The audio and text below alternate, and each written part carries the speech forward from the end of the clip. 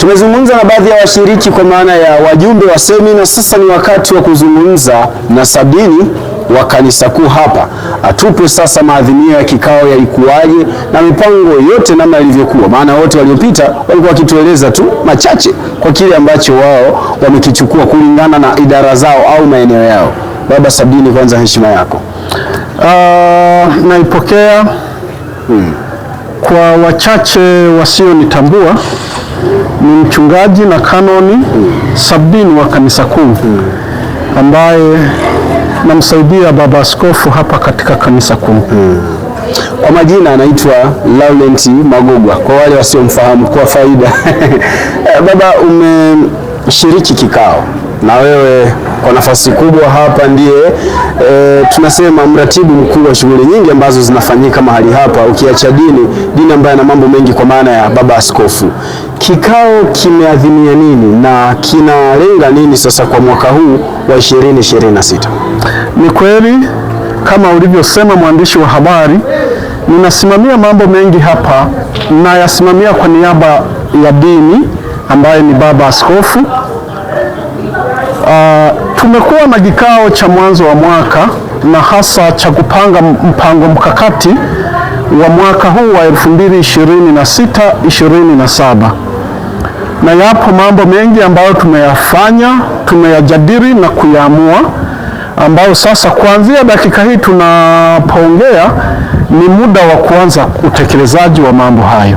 Maana kikao kikishaisha hatuna kingine cha kusubiri, ni kwenda kwenye utekelezaji.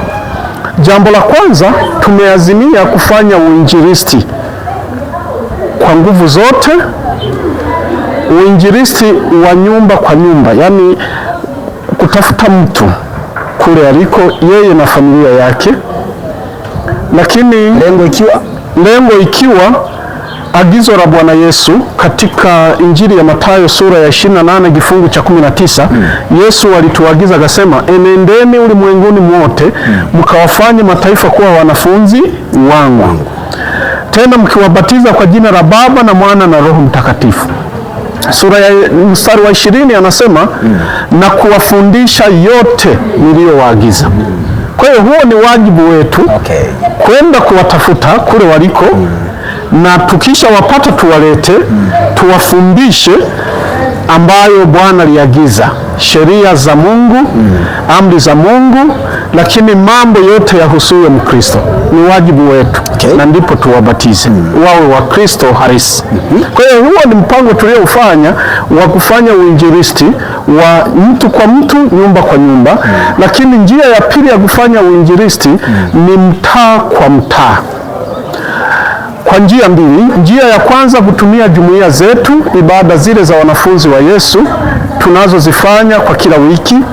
Lakini bii yake tumeazimia kuwa na mikutano ambayo kila baada ya mwezi mmoja tutakuwa na mkutano wa pamoja, mitaa yote 6 tunafanya mkutano mmoja wa nguvu, na tuna kwaya zetu zenye nguvu, zenye wito, zinazoimba vizuri. Kwa hiyo hizo pia zinatusaidia katika kufanya uinjilisti. Hilo ni azimio la kwanza, kwamba mwaka huu tunafanya uinjilisti wa kishindo, uinjilisti mkubwa kwa nguvu zote na njia zote. Jambo la pili tuliloliazimia ni ukarabati, kuendeleza ukarabati wa kanisa kuu. Limesha karabatiwa, lakini bado linahitaji gharama kubwa zaidi ya milioni 180, na tunafanya hivi kwa nini? Kanisa kuu ndio kanisa la diocese ambalo linapaswa liwe mfano katika parishi zote.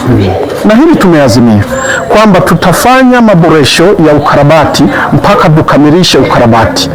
Lakini ukiangalia ndani ya kanisa kuna mwangwi mkubwa ambao sasa tunaanzia kwamba awamu hii tunayoianza tunamalizia madhabahu, kuitengeneza vizuri, na hata mtu atakapoitazama madhabahu aone kwa kweli madhabahu imependeza, na tazama kila palipopendeza utukufu wa Mungu unaonekana. Yes. Lakini pia baada ya hapo ndo tuende kushughulikia na mwangwi. Mwangwi ni mkubwa.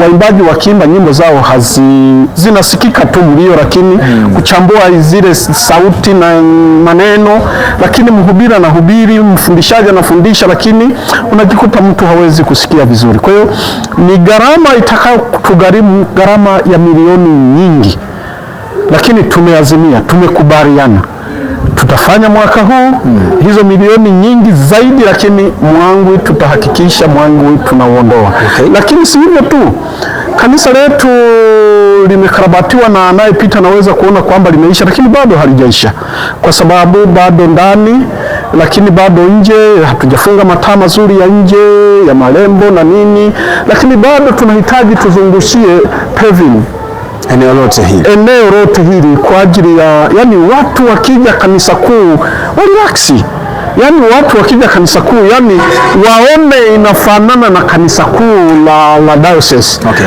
Na sasa hapa ndo Yerusalemu ya diocese ya Western Tanganyika, ndo Yerusalemu hii. Kwa hiyo watu wanatoka maparishini mbalimbali wanakuja hapa, na kanisa hili tunataka liwe la mfano. Kwanza ni kubwa, lakini si ukubwa tu, hatutaki liishie kwenye ukubwa. Tunataka ule ukubwa uendane na mandhari, lipendeze kanisa kuu, mtu aingie aone limependeza, yani kivutio, yani hata kabla ya kusikia neno wenyewe wabubujike ndani kwamba kwa kweli niko nyumbani mwa Bwana. Lakini pia tutalitengeneza hata nje pale kwenye canopy zote tutatengeneza, na watu wataona na watasema kwa kweli DUT tuna Yerusalemu. Huo ni mkakati ambao tumekubaliana kwamba kwa mwaka huu ni gharama ya fedha nyingi, lakini kwa sababu Mungu anasema fedha na dhahabu vyote ni mali yake, na sisi ni mali yake. Kila tulicho nacho ni mali ya Mungu. Tutafundishana, tutaelimishana, watu watajitoa. Nina uhakika na Wakristo wa kanisa kuu watatoa fedha na tutafanya kazi na tutazisimamia kwa uaminifu wote, kama tulivyosimamia mapato ya mwaka uliopita tukamaliza na madeni ambayo tulikuwa tunadaiwa milioni nyingi zaidi ya 60 na kidogo tumelipa. Kwa hiyo hii pia tutamaliza, nina uhakika. Kwanza tunaingia Pasaka ambayo ninatoa mwito kwa Wakristo wote wa kanisa kuu. Pasaka hii ni iwe mwanzo wa mtaji wetu kwa kazi zilizoko mbele yetu. Wakristo ni waombe, toeni fedha zenu ambazo Mungu amewajalia kwa moyo wa furaha kwamba sasa zije zifanye kazi nyumbani mwa Bwana. Lakini azimio la tatu, tumepanga kuinua uchumi kanisani. Kuweka miradi ili tuwe na maendeleo bila kusubiria na kutegemea sadaka tu. Hapana. Ambapo miradi hiyo ni ipi? Miradi hiyo ni pamoja, tuna vibanda ambavyo tumekodisha watu, viko pande zote, upande wa magharibi, kusini kuna vibanda, kaskazini kuna vibanda. Lakini si hivyo, tunataka vile vibanda viboreshwe, na baada ya Pasaka tumeshapata mwekezaji mmoja atakayejenga baadhi ya vibanda vya mfano vizuri, na watu wengi watavikimbilia kuja kupanga. Lakini nadhani yule mwekezaji na yeye pia na uwezo anaweza kuvipanga atakavyovijenga, na sisi tunambarikia tu kwamba fanye na kwa mapatano na mikataba maalum ya kanisa na yeye. Kwa hiyo tunaboresha hiyo. Lakini eneo la vibanda kuna sehemu nyingine ambayo imepanga miradi? Ndio. Baada ya mpango huu wa ukarabati na kumalizia kanisa kuu na hivyo vibanda, bado katika mipango ya muda mrefu iliyoko mbele yetu ambayo sio ya mwaka huu, tumepanga kwamba tutaweka nyumba ambayo itakuwa kitega uchumi, ambayo itakuwa ukumbi mzuri, na tutaujenga ukumbi yani ufanane na ukumbi wa Sulemani. Okay. Tutajenga ukumbi unaofanana na ukumbi wa Sulemani. Kwa kweli tunataka watu wajue Mungu yupo, na watu wajue Mungu anatumia watu na watu wajue watu wapo wanaojitoa kwa kazi ya Mungu, watu wapo wanaopenda kazi ya Mungu isonge mbele, ipendeze. Na mtu atauliza, unajengwa wapi huo? Unajengwa maeneo ya uwanja wetu wa kanisa. Tuna eneo kubwa sana. Tuna eneo kubwa sana, lakini si hivyo tu, tuna viwanja huku kuelekea Kigure. Kule pia tunawaza kuweka miradi mingine. Kwa kweli tunahitaji kuinua uchumi wa kanisa. Tunahitaji kuinua uchumi wa kanisa kupitia sadaka, kupitia michango na miradi hiyo, ili kazi ya Mungu iende. Kwa hiyo wito wangu ni kwa Wakristo wa kanisa kuu wanaonisikia na watakaopata habari hizi na watakaosomewa muhtasari ya vikao, wajue kwamba tuna mkakati wa mwaka huu wa kumalizia ukarabati wa kanisa lipendeze, iwe Yerusalemu ya DT. Baada ya hapo miradi. Baada ya hapo miradi. Kitoka miradi, kuna mpango mwingine ambao mmejadili kwenye kikao huko labda? Ndio, mpango upo na mipango ipo tu. Kilikuwa kikao kikubwa kinachojadili maendeleo. Na ndio maana unaona kilikuwa na mambo mengi, lakini kwa sababu watu ni waelewa, wanajua tulichokipeleka kwao, kilikuwa cha muda mfupi.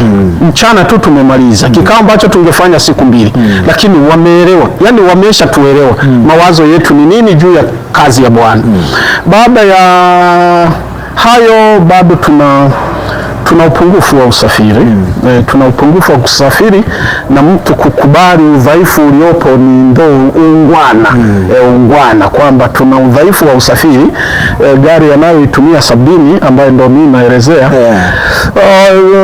imechoka, lakini kwenye kikao tumeazimia tukishamaliza hayo yote, yanaisha lini Mungu anajua, tutanunua gari ya Sabini.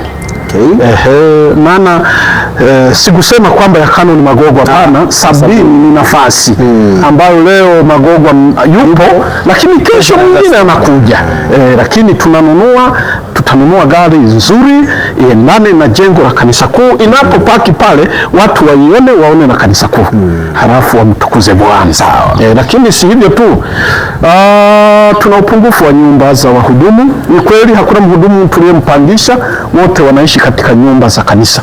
Lakini kikao na wajumbe wenyewe wameshauri, wakasema kwa nyumba tulizo nazo tunataka ziende na wakati. Kanisa safi, miradi safi, na nyumba ziwe safi. Kwa hiyo baada ya hayo, huko mbele tuna mpango wa kujenga nyumba za watumishi ambazo mtu yeyote atafika kanisa kuu. Nawezi kawa mwaka gani, Mungu anajua tu, maana miaka yote ni ya Bwana. Aone nyumba, halafu anauliza zile nyumba ni za nini? Yaani mtu mwenyewe ajiulize zile nyumba ni za nini? Agihisi ni hoteli fulani, lakini aambiwe mle ndo wanaishi watumishi wa Bwana. Yaani hiyo ndo kumtumikia Bwana kwa furaha. Inaleta hadhi kwa Mungu, inaleta hadhi kwa kanisa, inaleta hadhi kwa Wakristo, inaleta hadhi kwa wachungaji wanaoishi. Mafunuo yanaongezeka, utulivu na kuwepo. Familia zinapenda kwamba kazi ya Mungu. Ndio hivyo. Nilikuwa nimebakiza kipengele kimoja cha kueleza, na hasa kuhusu dini wa kanisa kuu kwa maana ya baba askofu. Sisi tunatekeleza mambo haya na miradi hii kwa sababu pia tunaungana na kiongozi wetu. Kiongozi wetu toka ingie madarakani, tulipomchagua na akawekwa kitini, kwa kweli kauli mbiu yake ni makanisa yawe na maendeleo, yafanye miradi ya maendeleo, na acha kanisa, hata watu binafsi na sisi wachungaji anatutakia mema, tuwe na mambo makubwa ya maendeleo, na ili tutumike kwa furaha. Na mimi siku moja niliongea naye nikasema, baba askofu sio kutumika kwa furaha tu, ni pamoja na kustafu kwa furaha. DWT habari.